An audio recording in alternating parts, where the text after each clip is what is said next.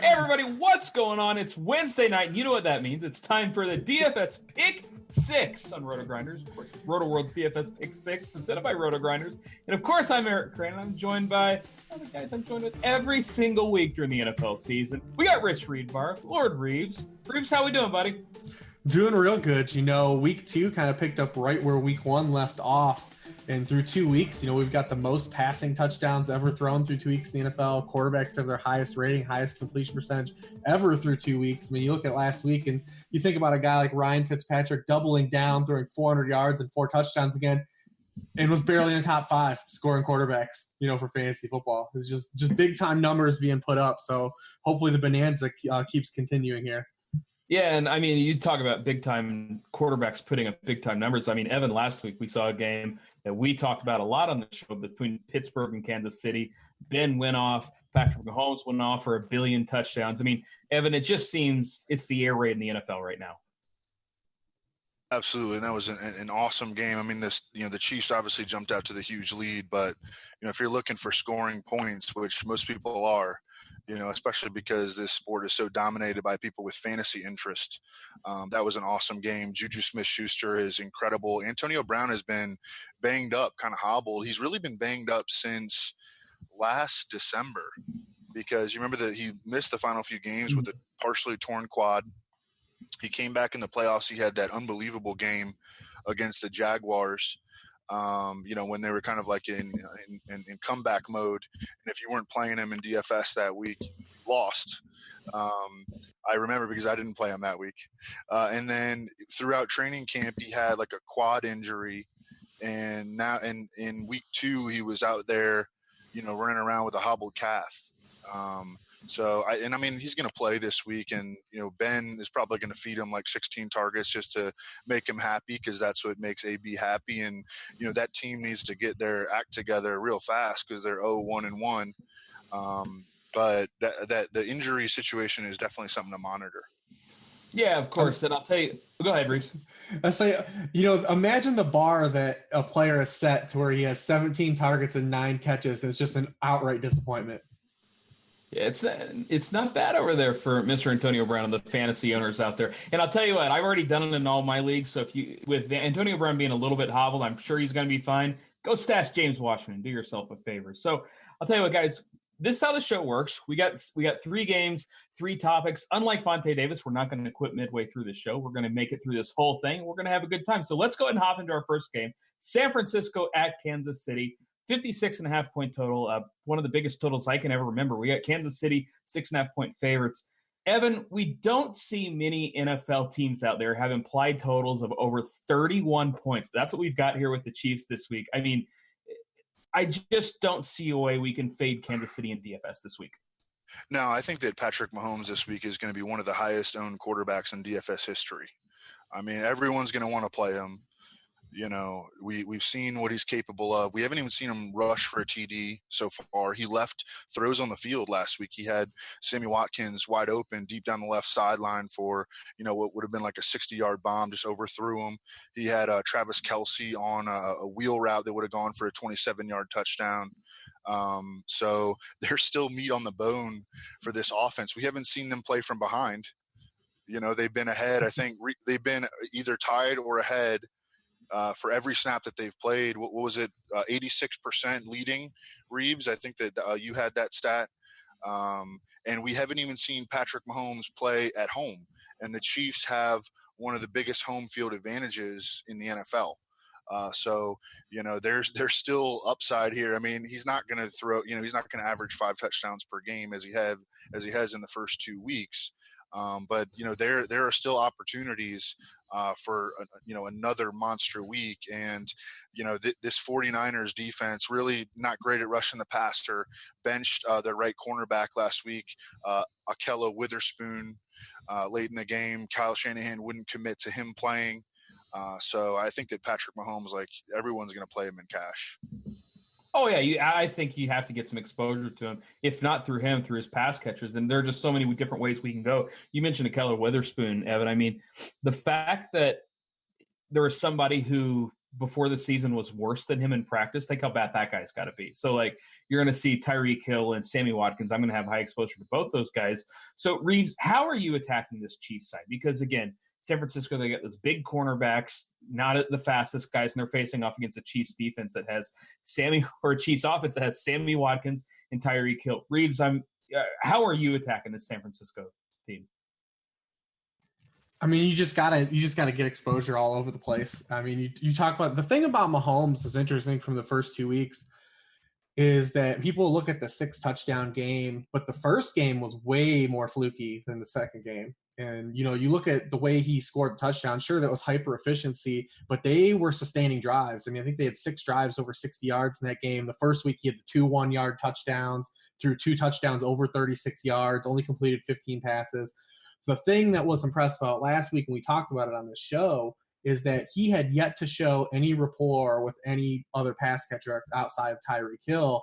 And last week, Watkins goes 6 for 100. Kelsey has 7 for 106 and 2 touchdowns. He throws a touchdown to Conley.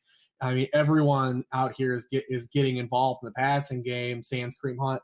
But that was the impressive thing. I wanted to see that game from Mahomes, where it was, if Tyreek Hill isn't just going to go bananas, what does he do? Because the first game, I said, was a little more fluky, but last week was what you see. That's what you want to see. And like Evan said, he left probably 2 touchdowns on the field in that game. It's going to be interesting. He got priced all the way up to QB1, I think, on both sites. Immediately. So it's going to be interesting because it's a tougher week, but we might have some running back injuries that might open some things up here, as the week progresses. I mean, Watkins is really the only cheap piece, though. Like, you got to pay for everyone except for Watkins. I mean, you got to pay a little bit for him, but you're going to have to pay up for all these guys. Not for Kareem Hunt. That is true. I mean, Kareem Hunt, too. So this is a team that has 10 passing touchdowns and no rushing touchdowns by scoring 38 and 42 points. If you're going to continue to score at that kind of a clip, rushing touchdowns are going to find their way into the fold just naturally. This isn't a team that's going to, go and have, 80 passing touchdowns and no rushing touchdowns the whole season. Kareem Hunt's going to start finding the paint here, and he's still getting the bulk of the running back touches. It's just the mad bomber that is, Patrick Mahomes, is not checking down. So, and we've seen what a guy like Alex Smith switching teams has done for a guy like Chris Thompson. So, a little missed over there. Yeah. So, I mean, a guy like Kareem Hunt this week, I know we talk about wanting to get exposure from these passing offenses, and both these teams, they're pass happy. They play at a fast pace. So, where does that leave us with Kareem Hunt, Evan? Is he somebody that you're interested in? Because I think you have to be interested. Yeah, we talked last week about Travis Kelce being the tournament play in this offense, and I think that Kareem Hunt would be the tournament play in this offense this week. He's a significant home favorite. The 49ers have been good in run defense. They're getting back Reuben Foster, difference maker from suspension this week. But Kareem Hunt is a guy that still has a lot of, touchdown potential. And they, theoretically should kind of control this game. They might even try to play ball control. That's something that, Andy Reid has definitely done over the years. He has a much different style quarterback now, so he's definitely going to be more aggressive. But I think that Kareem Hunt makes a lot of sense as a tournament play. It's just, he has 1 target through 2 games, and we need our running backs to be getting more usage in the passing game. We also talked last week about how aggressive Patrick Mahomes is and how that could impact Kareem Hunt's receiving potential.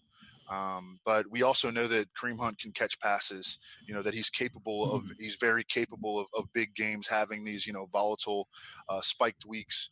So I think that he makes for an excellent tournament play against San Francisco. Yeah, I mean, I love it. Tyreek Hill, he had his turn. Travis Kelce had his turn. I feel like this week it really might be the Kareem Hunt's turn. And on the other side, of course, Evan, we've got Marquise Goodwin. He's likely to come back, which means Austin Pettis' week it was short-lived. So George Kittle, though, are we going right back to the well with George Kittle? I'm going to go out on a limb and say Evan is definitely going back to Mr. Kittle. Yeah, last week was weird because they started off the game and the announcers were even talking about it. They were targeting George Kittle heavily. And then they kind of just settled into kind of like a run-first offense against Detroit. and they really controlled the game until the final quarter. But it was like the Matt Breida show, and Alfred Morris also got a bunch of touches, but despite being targeted heavily early in the game, George Kittle finished with 4 targets for the entire game. I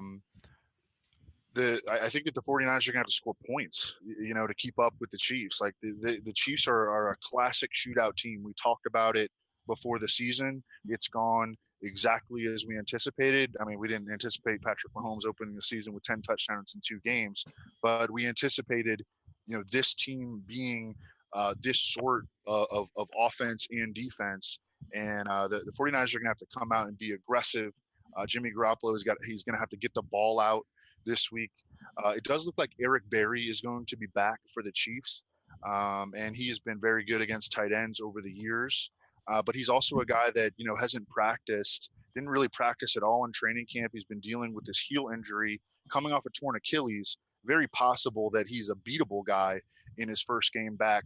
George Kittle still top 5 among NFL tight ends in air yards, second in red zone targets, behind only Travis Kelce. So, I definitely think that he is a great bounce back candidate. And people probably aren't going to play him because he was high owned last week and he didn't really do a whole lot. Man, I don't know how people don't play him because he's going to be my highest owned tight end once again this week. I'm almost sure of it. If it burns me twice, well, then it burns me twice. So, Reeves, what about you? Because when we look at the San Francisco side, the targets, I feel like, are going to be relatively narrow. I think Marquise Goodwin is going to get a ton of targets. We saw in the preseason Jimmy Garoppolo really target Goodwin a lot. Then we also saw George Kittle, like Evan just said, ton of air yards, a lot of red zone targets. So to me, those are the 2 guys in San Francisco to target. Rich, who are you targeting? Yeah, I think so. And so far, we kind of talked about this on both shows. I mean, Anthony Hitchens is basically the equivalent of like a grocery bag floating through the parking lot in pass coverage right now. He's allowed 17 of 18 targets in his coverage to be completed already this season for 162 yards. That is an unreal statistic. I mean, all right. I got to ask you, Evan, I'm a small dude, right? Like, well, height-wise.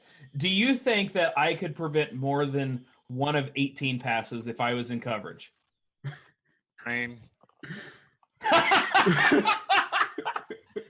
What if, but I'm just saying, wouldn't a wide receiver...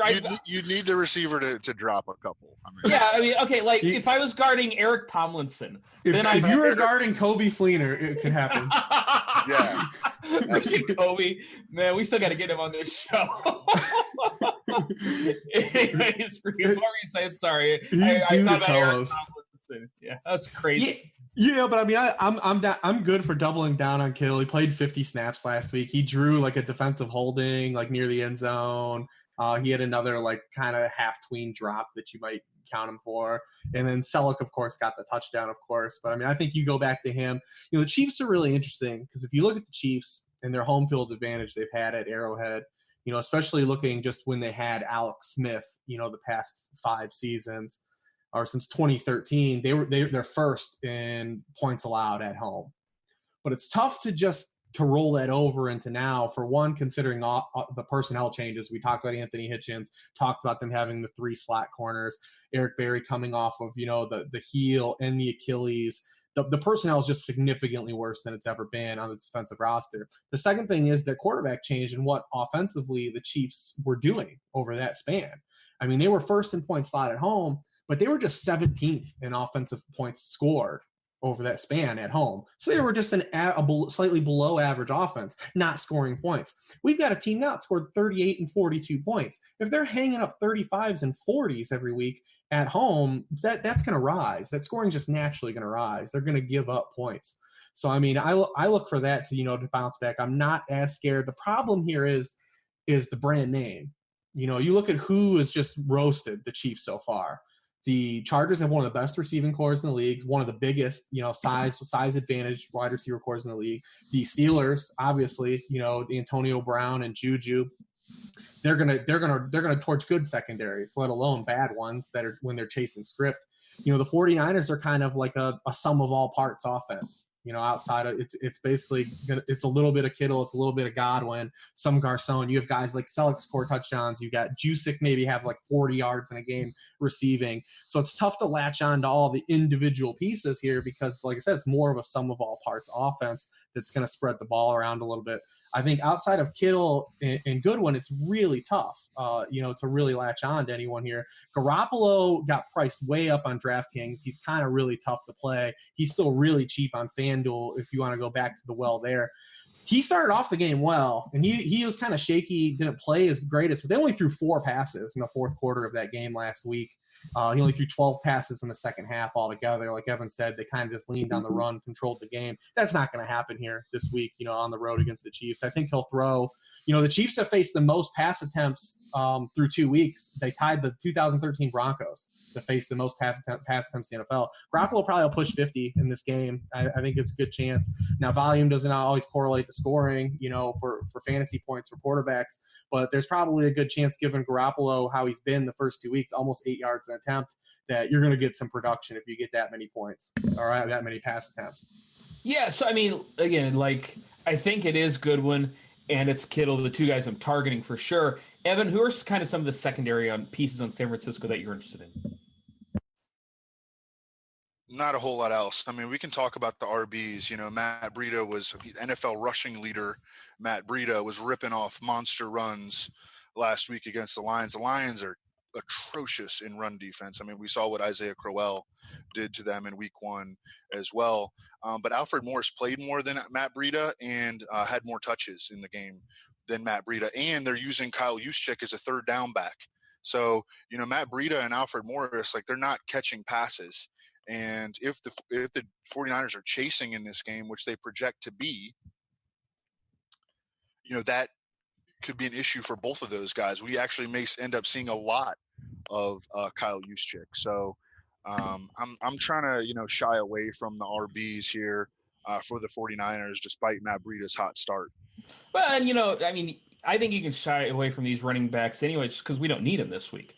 There are other running backs that we like. There's going to be some other values out there. I don't think these guys are necessary. Any interest in Dante Pettis, even with Marquise Goodwin coming back? Either of you? We get the two gnaw waves, the 2 head shakes. You guys break my heart. Well, let's go to another game, and it's there's a player in this game that broke my heart last week. It's the Saints at the Falcons, total of 53. Atlanta, their 3-point favorite. Julio Jones, he's doing his, I'm hurt, I can't practice, I'm probably going to play thing again. Let's talk about the Atlanta side first, Reeves, because, they're a home favorite against the Saints, and we know the Saints, they're passing a ton, they're going to be putting up points. Can we go back to the well with Julio this week, or did he just screw me too much last week and I can't do it? No, it's Julio Jones. What are you going to do? He has now extended his streak now. I believe he's gone 37 straight receptions without a touchdown, in the regular season dating back last year. It's 45 consecutive. This is the week, right? Yeah. Listen, he put it on Marshawn Lattimore twice last year. Marshawn Lattimore was playing a lot better last year than he has the start of this season. He got him for 5 for 98 and 7 for 149 in 2 games. It's Julio Jones, man. I'm not going to ever tell anyone they can't play Julio Jones. I look on DK. I like Matt Ryan a lot. He's QB 18 on DK. He thinks like 5,800, pretty cheap for the potential here. I really like where he's priced at. He had a really good game last week. Bounced back at home. You ain't going to get the 2 rushing touchdowns. But a good spot for him, against the Saints. Before last year, he was the guy that gave the Saints a lot of problems, had a lot of big games against them. The Saints really haven't gotten completely right, even though they got a little bit better last week, because Tyrod Taylor is still really bad at playing NFL quarterback. But, I like that. Tevin Coleman is one of the best values still on the board this week. He had 20 touches last week for 125 yards against the way better Carolina front. He now averages 20.3 touches per game when Devontae Freeman hasn't played. Pretty good volume and upside play for the cost he is. I think he's 73 on FanDuel. Kind of alluded me what he is on DK, but he's priced right outside the RB1 range. Yeah, he's 6,400 on DK. pretty reasonable squeeze there. And then if you're looking for like a real dart play, I know it's chasing a touchdown. You know, I don't want to really elevate him. He's obviously not a cash game play. I mean, Calvin Ridley, 3,700 on DK. Ken Crawley's he's really struggled to start the year. Ken Crawley's one of those guys we talked about. He's one of those 10 of 14 targets to be completed in his coverage for 208 yards, giving up 3 touchdowns in his coverage to start the year. You know, it's a dart throw. I'm not suggesting that Calvin Ridley's like some kind of smash, but I mean, if you're trying to get pieces of this game or cheap pieces of upside plays, I mean, he's one of those lower barrel, targets there. Reeves, you know the wide receiver you missed on though, right? Evan knows what I'm talking about on the Falcons. Mohamed Sanu's never done anything against the Saints in 4 career meetings as a Falcon. Okay, so, we don't care though because he's a so he's due. He's due, baby. That's how this works. But you know, I was just looking at the Falcons' targets overall today, and Julio has 28. Number 2 on the team is Austin Hooper with 9. So all those guys are like, you know, all the complimentary guys are like canceling each other out right now. And it's nice that they got the other guys involved, especially in the red zone, because, you know, the Sarkisian and the Falcons, they have to give people, defenses like something else to worry about because, you don't really ideally, and you could go back to Kyle Shanahan was very good about this. You know, they'd have weeks where they'd go with, you know, Taylor Gabriel. Other guys would step up, you know, Mohamed Sanu. And, you know, they really haven't had that too much with Steve Sarkisian. So hopefully that can theoretically like open some things up for Julio Jones. On the other side, you know, we talked last week about how the Falcons losing Deion Jones would be a massive loss because of their scheme, because their scheme concedes running back catches. And immediately we saw that benefit Christian McCaffrey. Would he have like 14 catches on 15 targets or 13 on 14 targets? I mean, something ridiculous.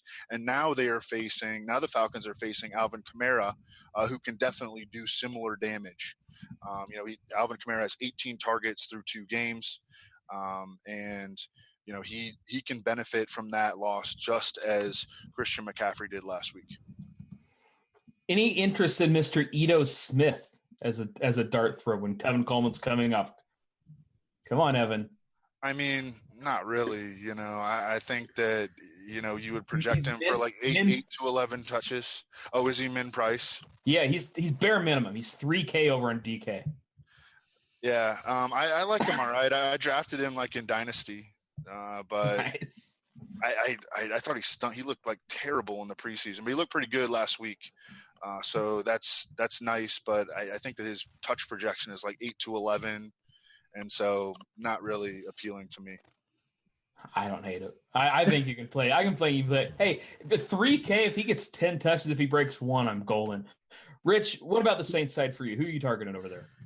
I mean, this is a 2-horse offense. I mean, Evan already touched on Kamara's in a smash spot based on. I mean, Atlanta with Deion Jones is giving up that's just their defensive scheme. They're willing to give up catches to the running back, and last week game script was involved. But I mean, only 2 guys here are really doing damage here for the Saints. And we talked about it last week. So we now have almost a full season's worth of sample. We've got 7-game sample now where the Saints haven't been able to run the football. Going back to last year, Alvin Kamara, his last 7 games played, has rushed for 3.5 yards per carry. He hasn't rushed for over 46 yards in any of those games, but over that span, he's averaging 5.6 catches and 61 receiving yards per game. It's going to be another game where he gets just a ton of receiving work.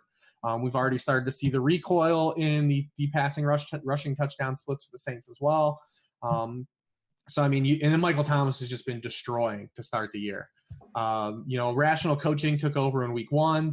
He was a guy who last year led all receivers in yards per out run from the slot. So they opened the season. He runs 52% of his routes in the slot. Now last week he only ran 8% of his routes in the slot, but he still smashed, just destroying targets. He's got 30 targets and he's caught 28 of them to start the year.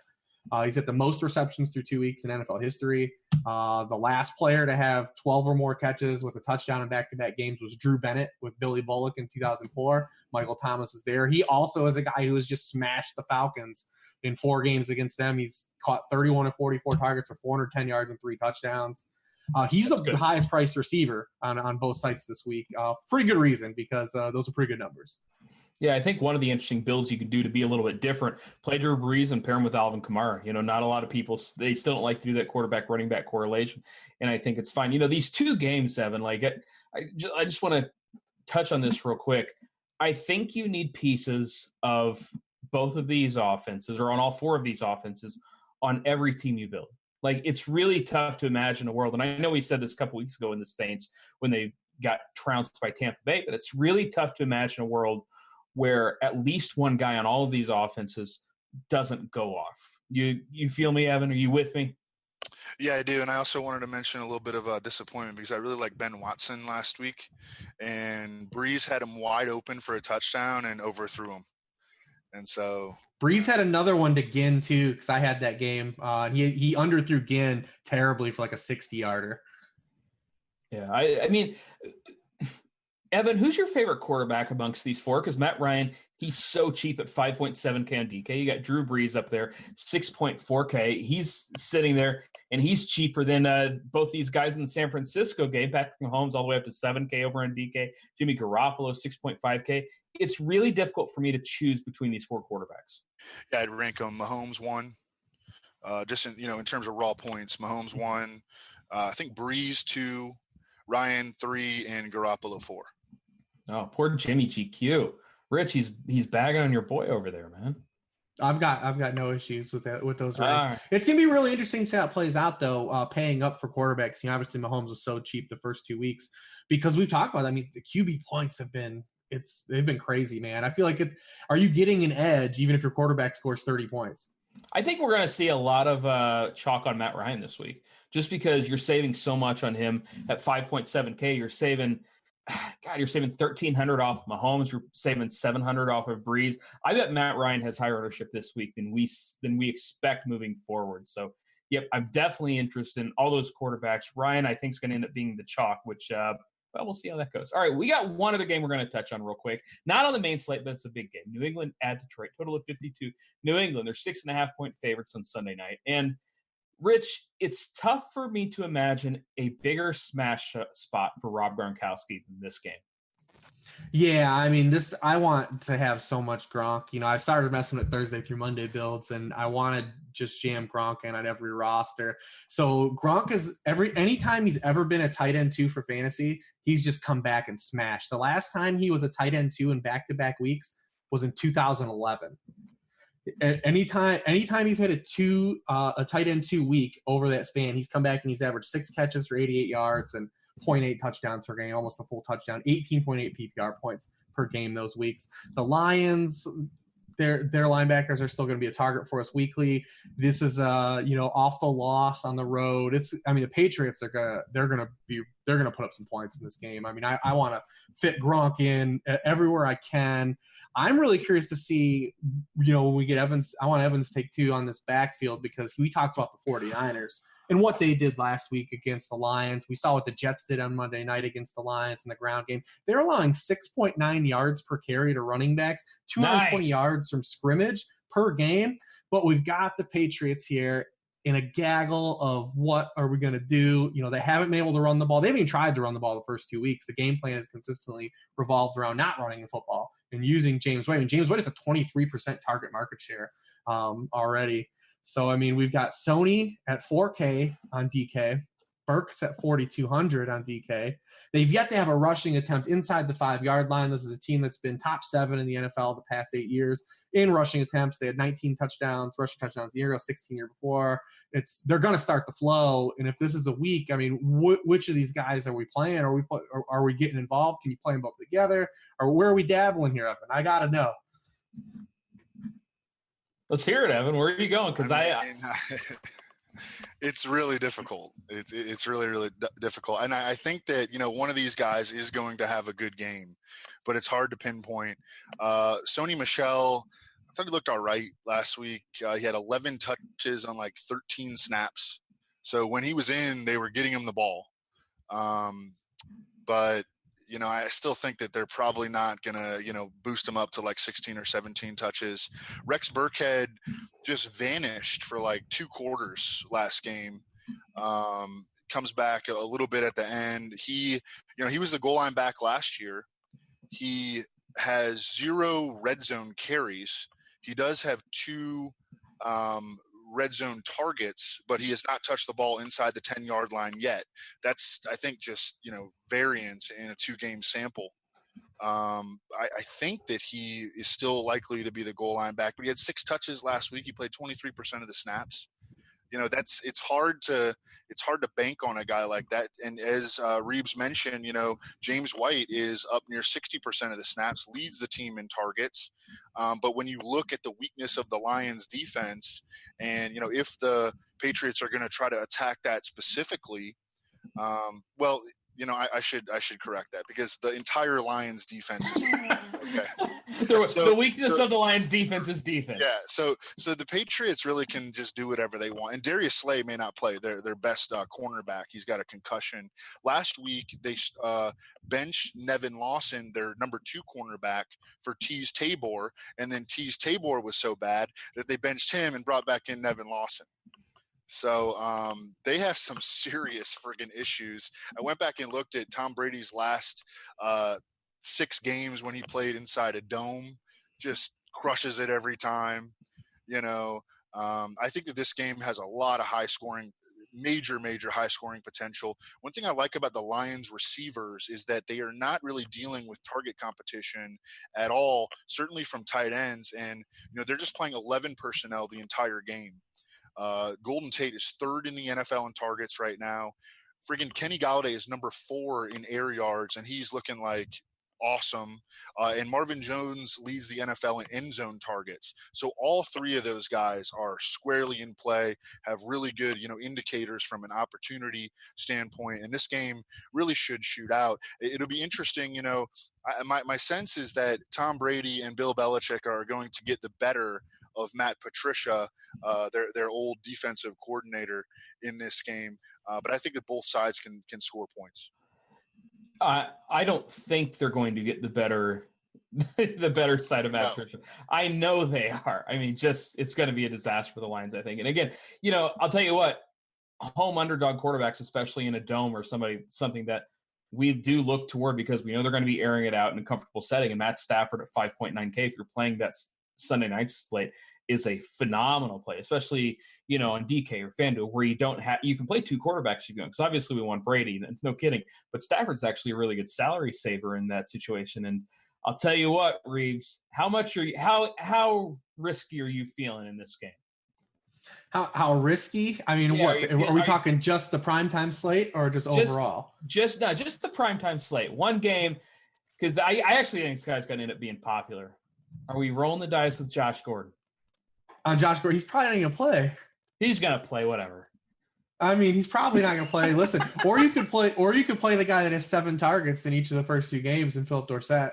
I mean, he's about to lose his job, so good for Philip Dorsett. You might as well get him while you can. It's going to be the last chance you have to play. But Evan touched on Galladay. I feel like if you're playing Thursday through Monday, especially on FanDuel, Galladay is the wide receiver 53 on FanDuel. His price hasn't moved. He's got 12 targets and 9 targets. If you want to do team jam him in on Gronk, or if you want to get AB in on a bounce back, get a little piece of that, you're going to need to go cheap. And Kenny G, the sacks man, is one of those guys, man. To 5,800 on FanDuel, it's ludicrous for what he's done. He had a touchdown last week, 9 targets, had over 100 yards the first game.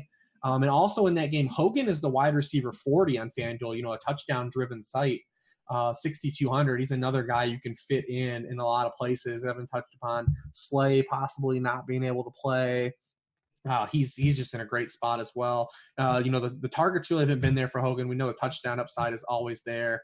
But yeah, I mean, I don't know, man. I got to get some definitive word on Gordon. My take right now is like they asked Belichick today, and he acted like the trade wasn't even through yet.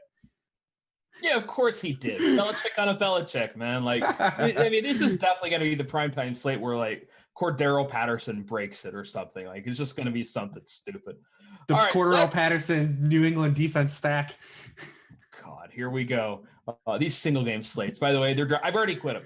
They're driving me nuts. I hate them. And I'll gamble on anything. I once lost $100 on what time Best Buy opened. Like, I'm not a big fan of the captain game, man. No, I'm not either. Like, I just think I mean, it's 200,000 for first, and everybody gets $300. I won it last. I won it once, and I lost money. Like, it just makes no sense. It's really frustrating. So you lose money. Yeah, no, it's just a miss. I don't know. Find something. Go back to the 2-game slates. Can we please do that? Can we please go back to the 2-game slates? The Sunday night, Monday night slates. Those were so much more fun. You didn't have a 5 billion way tie at the top. All right, let's talk about some other quarterbacks that we like this week, because we talked about these top games, and Evan, it's really difficult to get away from those 4 quarterbacks on the main slate in those top 2 games. Of course, there are a few guys that we're going to like outside of it, but I think I'm just sticking to those guys, even though there are some other names that we're going to be interested in. So who are some of those names for you outside of those top 2 games? Yeah, I mean, those are the 4 dudes that I've really been looking at. I'm trying to scroll through here for some ideas. I mean, Deshaun Watson, facing off with the Giants, this is a really, really good matchup for the Texans, really on both sides of the ball. Eli Apple, the Giants' number 2 cornerback, he doesn't look like he's going to play due to a groin injury. That means we're going to get probably a lot of Janoris Jenkins on DeAndre Hopkins. And now Janoris Jenkins has not been very good so far. He gave up the 64-yard touchdown to Tavon Austin last week. The Dak Prescott targeted him 7 times. All 7 were completed in Janoris Jenkins coverage. So, it's definitely still on for DeAndre Hopkins, but Will Fuller jumps right back in, 82% of the snaps. Go look at his 5 career games played with Will Fuller. I mean, with Deshaun Watson, it is just outrageous. I got him for you. You want him? He's yes, of course. Yeah. Of course you've got him. Sure. 21 catches, 392 yards, and 8 touchdowns. Just imagine if he was with Patrick Mahomes. Yeah, which is just friggin' ridiculous. I mean, and the last 2 times he's played, he's gone over 100 yards on a high amount of receptions, 5 and 8. It wasn't last week, wasn't just the 80-yard touchdown. It was an 8 for 113, fed targets type of game. And I think that's something you'll see here again. Yeah, so he's a really exciting play this week. I mean, he like checks every friggin' box as a DFS play, but as like a DFS tournament play, and really so does Deshaun Watson. I mean, Deshaun Watson. So the Texans open the season playing back-to-back road games. Okay, they cannot protect the passer at all on the road. They probably can't just protect the passer at all, period, because they have the worst offensive line in the league. Deshaun Watson is a playmaker quarterback. He holds onto the football, but they are now at least going back home where offensive lines do have a little bit of an advantage, and they're facing a Giants defense that ranks last in the NFL in sacks and quarterback hits. And it does not look like Olivier Vernon, their best pass rusher, is going to be back this week. And even if he is, like, he's coming off a high ankle sprain, he may do nothing. So I think that Deshaun Watson, after showing some promise last week, he was the quarterback 10, and now getting a full 100% Will Fuller in a really good matchup where he should have more time, and the 2 quarterbacks so far to have faced the Giants, Blake Bortles and Dak Prescott, they both have had productive rushing days, which projects well for Deshaun Watson. So I think that this is a game where it could be like a sort of a Texans onslaught opportunity, and the Texans defense is obviously squarely, and everyone's going to play the Vikings, for good reason, but the Texans defense is an awesome play as well. JJ Watt going up against Eric Flowers might be the biggest biggest one-on-one mismatch that takes place in the trenches all year long. Yeah, I mean, I do think it's going to be a Texans onslaught. Houston only 6-point favorite doesn't make a lot of sense to me, but that's what we're looking at. So we like Deshaun Watson. I'm with you there. I think it makes a lot of sense. Rich, who are some of the other quarterbacks you're looking at this week? That's it. I think we pretty much covered all the guys. Watson and Ryan are the only guys that I'm really looking at outside of the big 3. I'll probably mix in some Ben and maybe some of that Monday night action on the Thursday through Monday, just because that game total is so ridiculous. But yeah, those are the guys, man. That's the quadrant of guys we're looking at here. What if Leonard Fournette is out? Do we go to a little Blake show? Yeah, if Fournette, I mean, it looks like he's probably going to play, but I mean, you look at his splits with and without Fournette. I mean, they're pretty strong. It'd be nice if they would just play that way. Like, why not just have that game plan with Fournette? Why? Like, what the hell? Like, what the hell kind of coaching is this? So Fournette's out, so we're going to run this. Like, do that with Fournette. It's going to make Fournette better if you play that way. It just, I mean, that stuff drives me crazy. Especially, hey, the only 2 times that they've ever played Corey Grant is the Patriots, and maybe this guy's pretty good. They should use him, and, he can't find his way on the field any other week, but this guy's explosive. I mean, it just drives me crazy that that's the game plan, because it was a great game plan last week against the Patriots. And that's how they should play with Fournette. It'll only make everyone better.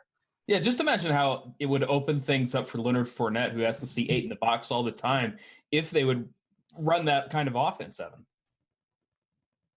Yeah, it would be fun. I mean, I couldn't agree more. It does look like Leonard Fournette is going to be back this week, and, they'll probably go back to the ball control style. I mean, at the end of the day, they just don't trust their quarterback, and they have had the benefit of, there has been 4 games where Leonard Fournette has been out during his career. They've averaged almost 32 points per game. They have faced some real weak-ass defenses, though. I mean, they faced friggin' Indianapolis last year, Houston when they had lost all their dudes. Last week faced New England, who they haven't been looking too hot on defense, and they lost 2 key players in Trey Flowers and Pat Chung during the game. And then I can't remember who the other team that they faced last year without Fournette, but it was another weak-ass defense. So, they have had that benefit for sure. But yeah, I agree with you. I wish that they would be more of like a spread it out team. I like their receiver core. I mean, I think that their receiver core is super underrated. I thought it was super underrated coming into the season. Everyone was like laughing at it, but these dudes can play. Friggin' D.D. Westbrook almost won the Heisman. Keelan Cole was he led the NFL in receiving yards over the last 5 weeks of last season. Austin Seferian-Jenkins is a good, red zone target, as is Dante Moncrief. At least in theory, DJ Shark could take the top off, so they have legit talent at receiver. Yeah, it's just, come on, Jaguars, do something. Gus Bradley, give us a call. We'll hook you up. All right, let's move on to some running backs, because a lot of running back value out there. Maybe. We're not really sure what's going to happen. David Johnson, he's a little cheap. Latavius Murray, if Dalvin Cook is out. We've got Jordan Howard in a really good spot. Corey Clement had a big game last week at 1% ownership, which I just don't understand because he was such a good play with the Jaya out. Evan, I'll just start with you. Who are some of the other running backs outside of those top 4 games that you're looking at? Yeah, you just mentioned Corey Clement, and he could become pretty interesting at home against the Colts, who actually the Colts played really well on defense last week. It makes you question everything because they didn't look particularly good in the first game on defense against Cincinnati. They weren't terrible, but they were getting eaten up by Joe Mixon on screen passes, and it was kind of like, all right, well, this is what we expected, and then they go to Washington, and they were outstanding. I mean, Redskins, they have a really good offensive line, and they kind of got dominated by Marcus Hunt and those guys up front. Darius Leonard, their rookie, the 2nd-round pick, he was incredible. He won friggin' rookie of the week or something. And they have some decent 18 players. Tackles. Yeah, that's absurd. And they have some decent players in the secondary, not at perimeter cornerback. And I guess they're going to push Aguilar out there this week. But, it doesn't look like Ajayi is going to play. And if Sproles is out too, that leaves us with Corey Clement, Wendell Smallwood, and Josh Adams, who they just signed off their practice squad. Wendell Smallwood lost a fumble last week, was awful. He stinks. I mean, he's terrible. Josh Adams, again, just came off the practice squad. He was okay in the preseason. But, when Ajayi went out, it was pretty much the Corey Clement show, and he played really well. He's got good versatility. He can definitely play in the passing game, and he's a guy that, they should trust next to Carson Wentz coming back from this knee injury. So Corey Clement, I think, becomes very, very interesting immediately if we get Ajayi and Sproles both inactive. Yeah, I think absolutely that's a really good value guy. I think Lamar Miller's a really interesting value guy too at home against the Giants. Yeah, I know it's not a good offensive line, but the Giants, I mean, especially without Olivia Vernon, like he's their only really good run stopper. Like, why wouldn't you just play a lot of Lamar Miller at 5K? Reeves, who are some of your running backs you're interested in? Yeah, I had Corey Clement down. Latavius obviously could open up. He could just be a fine tournament play anyways. I mean, 6 of the 10 touchdowns the Bills have allowed have gone to running backs. The year before, the year prior, they allowed the highest rate of touchdown. They allowed the most touchdowns to running backs the last year too. So, I mean, there's a lot of touchdown potential for Latavius Murray, especially now. Cook didn't even practice today. So you got to wonder as it mounts, as the week goes on, if they just pull the plug on that anyways and let just Latavius have a week. And then Gio, man, Gio's out here, floating around. He in the games that Mixon missed last year outright or played, the game he got the concussion or just came back and played like 7 snaps. I mean, those 4 weeks, he averaged 19.8 touches per game, 109 yards from scrimmage, was an RB, 2 locked in or higher all 4 of those games. He is priced in at spike, even though Mixon got hurt early in the week, and we knew Gio was going to basically be the workload. They just cut the backup Trey Carson today, which was really weird because he looked like he was next in line. He got injured. Oh, he got injured. Yeah, and they just released him. I was a little concerned that he might be a short yardage goal line vulture because that's the kind of dude that he is. So that's comforting. Yeah. And then they had to sign Thomas Rawls off the street. The other back that they have, Mark Walton, he was barely terrible. made the 53. I mean, he was barely awful. made the 53. And he was, in weeks 1 and 2, he was a healthy scratch. So I think it's going to be a ton of Gio against Carolina. Yeah. Carolina has been bad against the run so far, missing Thomas Davis. Yeah, I mean, Gio's the chalky guy. I was just going to say it. 5.9 gate. He's going to be chalk, but it's good chalk. Like, I don't think it's really chalk. Can't get scripted out. No, yeah, exactly. Like, if they're losing, he's going to see in the passing game. I mean, and I don't expect, like, Mark Walton, I don't believe that's a real name. That's definitely a made-up Madden name. There's no way that's a real person. I think Gio he's good chalk this week. I just don't really see a reason to fade him. Evan, did you have any other guys for us at running back? Dalvin Cook against the Bills at home, 17-point favorite. Yeah, did he practice today? He did not practice. No. Oh, interesting. Okay. Yeah. Latavius, baby, come on. Yeah. No, and that's the thing. Like, this is a week where there's going to be a lot of value to go around, which I think is one of the reasons you're going to see a lot of people paying up at quarterback. What is Latavius priced at? Sorry. He's, I think, 52. Yeah, I mean, I almost don't care what he's priced at because he's 58 over on DK, but I find it really tough to imagine a world where he's priced too much to be a 16.5 point favorite, home favorite against the Bills when they're if Cook is out. Is CJ Ham actually the backup running back there in Minnesota? Am I seeing the step chart right? He's like a fullback. Yeah, exactly. That's what I mean. What are they going to do? Like, is Dez going to come play running back for the Vikings? Mike Boone, and Rock Thomas. Mike Boone and Rock Thomas. Oh, preseason All-Stars. Oh, Evan's really getting excited about this Minnesota running back situation now. No, but so I thought that Dalvin Cook, he said that he was cramping. He called it cramping. But maybe he does have a legit hamstring. They really don't have any reason to play him. He's coming off a torn ACL. This is an easy win. Oh, Latavius on 20 carries at home. They're at home. It's, again, we talk about floors and upside, and he's got both of them.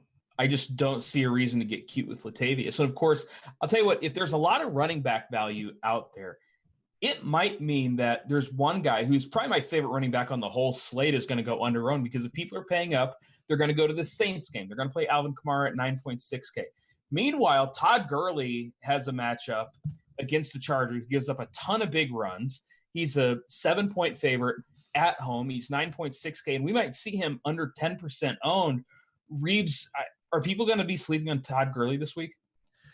I was last week. I went back and forth kind of as I was setting my lineup, and I just had that extra $100 to get Kamara and was like, I was like, screw it. I was going to play a bunch of Kamara and went like under what I originally was going to go on Gurley. And it was, of course, a destruction.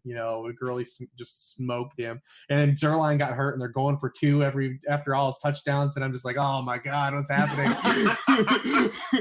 There's so much Gurley left on the table here. I was so far under what I should have been, especially against the Cardinals who have just gotten destroyed now the first 2 games by Adrian Peterson. And, they didn't like Gurley didn't run all over them, but obviously the scoring opportunities are always going to be there for them. The Rams, again, once they're just way ahead of the curve. Almost half their drives have gone inside the opponent's 10-yard line. The rest of the league is at like 14%. It's just unreal, like how far ahead of the curve they are offensively.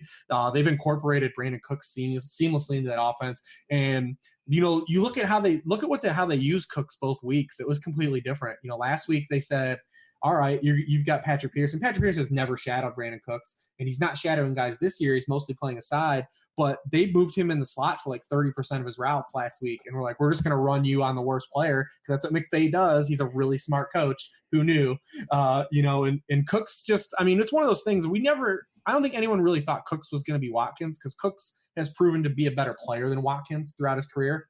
And Cooks was a hyper, elite prospect as well. People kind of forget that how good Cooks was at Oregon State and how good of a prospect he was and how he was used there. And he's just gone off, the first 2 games. It's going to be a big year for those guys. And Robert Woods is really cheap this week too, especially on DK. He feels really underpriced on DK. He leads the Rams actually in air yards. And if you watch both of the Rams games, he should have like 3 touchdowns already. He's had Goff has missed him on a couple, man, where it was just like those were layups. You got to hit those.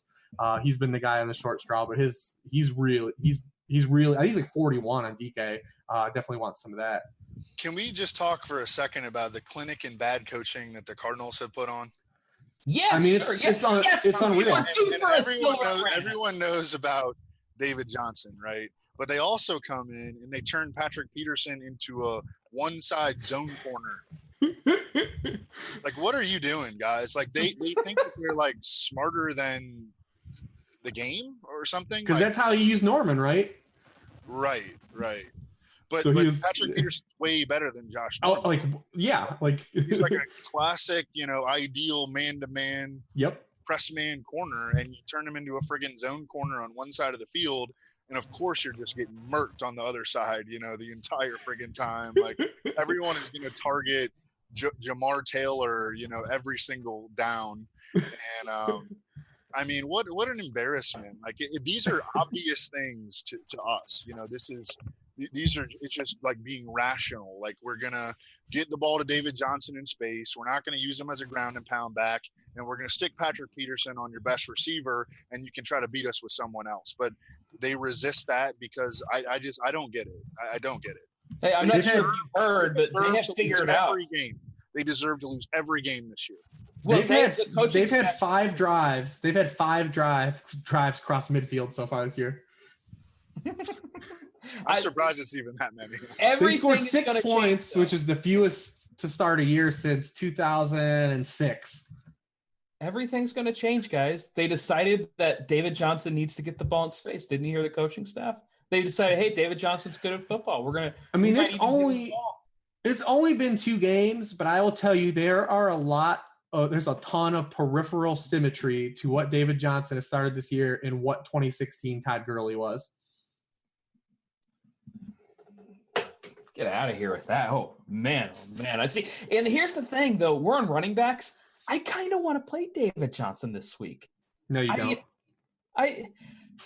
He's better than 7.8K. He's a better player than that. I understand if he gets – Evan's just looking at me like this whole, nope. Look, golly. How cheap would they have to make him then, Reeves, for you to play him? Cheaper than 7-8 for sure, especially with all this running back. That's just value all over the board. It would be tough. I'm not going to go against anyone's GPP dart. Like, I'm just not. Cause there's no why shade someone's tournament play. Look at what it wins every week. But I'm not. It's just blind swinging, man. Like, what kind of confidence level has anything provided you that's happened this far? And he's hurt. He's got an injured back. And you know what it's going to be like? It's going to be like Todd Gurley in 2016. I just said that. Did you, Mike? Evan, I swear, Evan's not even listening to the show. Hey, what about Dalvin Cook? Right, 10 seconds after we just got talking about Latavius, and now Evan's like, Guys, No, but it really is like his price is going to keep going down, and at some point we're going to like start trying to talk ourselves into it. Like, oh, this is the week. This is the week. This is the week. And we did that, multiple times with Todd Gurley that year, and I think it worked like one time.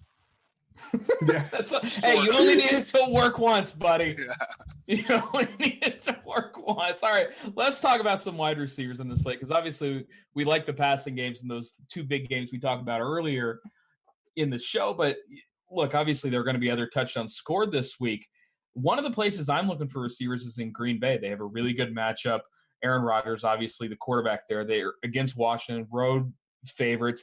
Devontae Adams seems like a good spot for him. I'm always willing to play Randall Cobb, Geronimo Allison. Reeves, any interest in this Green Bay passing attack for you? Yeah, sure. Always, every week. I mean, Devontae Adams. Devontae Adams had 12 targets on Xavier Rhodes last week. Had a kind of a touchy pass interference, like 25-yard gain come back too, scored a touchdown. He's now has a touchdown in 4 straight games dating back to last year. Geronimo Allison's been kind of quiet. I've been bringing him up, every week for people. His ownership in like regular redraft is like far too low. 6 catches each game to open the year. He's kind of just like a real solid glue guy. And when you look at going back to all the games that either Cobb or Jordy missed over this span, like anytime he's played, he's been good. That might be a byproduct of Rodgers or whatever. You're getting a cheap attachment to Rodgers. So, yeah, and he's nice and cheap, on both sides, even if you want to take a swing. I like him. The thing is that Rodgers is still hurt. Washington's pass defense is actually pretty solid. It's pretty decent. But all those guys are always in play. Most of the guys we touched on, I still kind of like Aguilar to get like a high volume of targets. That team is nothing. They Wentz is walking into just like he's like a completely different team than what he left with last year. If Ajayi doesn't play, they don't have Alshon yet. Like Wallace just got hurt. It's just Ertz and Aguilar, and then Corey Clement. That's it. It's going to be a real siphoned targets and touches for Philadelphia, more than we've been used to. With them, they were a team last year that kind of spread it around a little bit from the passing touchdown sense. Some other guys, I think, just their values. We touched on like all the Lions guys. I think are pretty good values. Hogan's a good value. If you want to get cute, there's some really cheap target for dollar guys on DK. I don't like Demaryius Thomas, but he's the wide receiver 40. He's got 10 and 11 targets.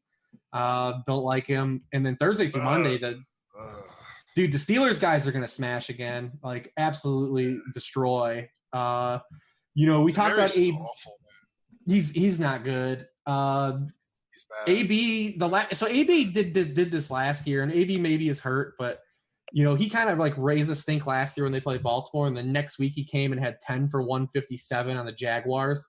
The Bucs defense is just horrendous. They've allowed 78% of targets completed to wide receivers so far through 2 games. It's the highest in the league. No one's targeted their receivers more so far than Pittsburgh to start the year. Juju is still way underpriced for where he can go. He's got 300-yard games dating back to last year. He has the red zone upside. Those guys. I want to play Thursday through Monday because I feel like AB will be underowned and Juju will be underowned. And those guys are really in smash spots. And a lot of people don't want to play the Steelers because they're on the road. But again, Steelers are good on the road when it's not at 1 o'clock. And they smash on prime time. The Steelers have won 10 straight primetime games. Ben's going to QB1 on the road in 5 of those games. All 5 he's been a QB1. The Steelers offense is going to be forced to score. They're like the Chiefs. They're close to being the Chiefs. Like they're really close. Yeah. That you go back to last year since they lost Ryan Shazier, like that team hasn't been able to defend anyone. Yeah, and I'll tell you what, you talk about like primetime Ben. I always joke about guys in the NBA being national TV guys. Like Ben is 100% a national TV guy. Like every time he's on, Sunday night or Monday night or Thursday night football, he just tries to go off. Evan, any other wide receivers we need to touch on? Yeah, definitely both Vikings receivers. They should just be able to just drop bombs on this defense. The Bills open the season. Tre'Davious White is a good cornerback at left cornerback, but their other 3 cornerbacks, they started with Taron Johnson, like a day 3 rookie out of a small school, as their slot corner. He gets injured, okay? So they move in Philly Gaines, who's been just making people money for years. They move Philly Gaines into the slot. He dislocates his elbow, okay? And they're going to try to play him this week. Vontae Davis, they moved him in at right cornerback. He retires at halftime of the game, okay? So they suffered injuries or retirements to 3 of their top 4 cornerbacks since the beginning of the year. Thielen and I'm guilty of this, for sure, but Thielen and Diggs, I think, always go a little under-owned just because it's like, who am I going to pick? Who am I going to pick? And I definitely make the same mistake. It's been Thielen in air yards, and he's got 6 more targets, and he has the better matchup this week. They're both awesome plays. They're both awesome, but I think that the better play this week is Thielen. And then we mentioned Will Fuller, and then Manny Sanders against the Ravens. The Ravens slot corner, Tavon Young, coming back from a torn ACL, has really, really struggled. Gave up 2 of A.J. Green's touchdowns last week. And Manny Sanders has just been – I mean, you want to talk about a guy, he hasn't gotten the volume that Michael Thomas has, but he's catching his targets at the exact same rate. Michael Thomas has caught 14 of his 50 or 28 of his 30, and Manny Sanders has caught 14 of his 15.